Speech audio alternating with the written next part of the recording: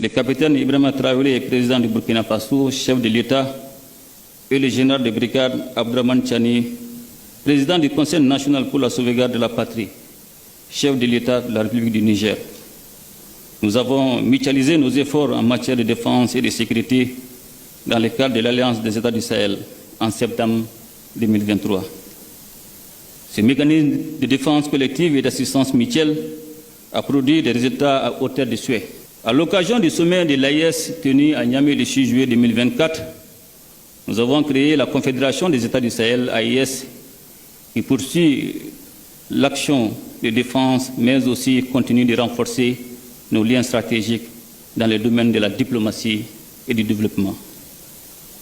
Les acquis obtenus dans le domaine de la libre circulation et du développement harmonieux de notre espace commun depuis la mise en place de la Confédération AES, que j'ai l'honneur de présider pour le mandat inaugural, nous encouragent à œuvrer pour la satisfaction des attentes des populations du Sahel.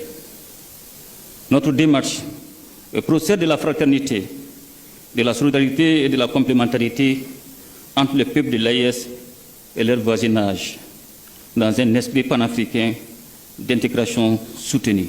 Une solidarité nationale pour le futur, c'est cela même qui définit l'année 2025, décrétée année de la culture au Mali. Cette annonce du chef de l'État résonne à travers cette maxime.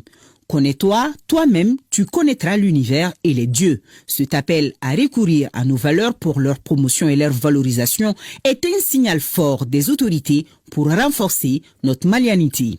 Pour la résolution de la crise, la stratégie globale initiée par le gouvernement du Mali intègre plusieurs dimensions, notamment celle du développement, afin de parvenir à une solution durable. Une des solutions à la situation de notre pays passe par la valorisation de la culture malienne, une culture riche et variée qui embrasse nos coutumes, nos traditions et nos valeurs de paix, de sécurité, de cohésion nationale et en même temps une culture qui rapproche les peuples. C'est pour cette raison et pour en faire un levier au service du développement que j'ai proclamé 2025 année de la culture au Mali. En retour, le président de la transition a adressé ses vœux de réussite et de succès pour les différentes missions diplomatiques dans un Mali prospère. Il a salué la résilience des Maliens face aux épreuves que le pays traverse. Il s'est incliné devant la mémoire de toutes les victimes du terrorisme.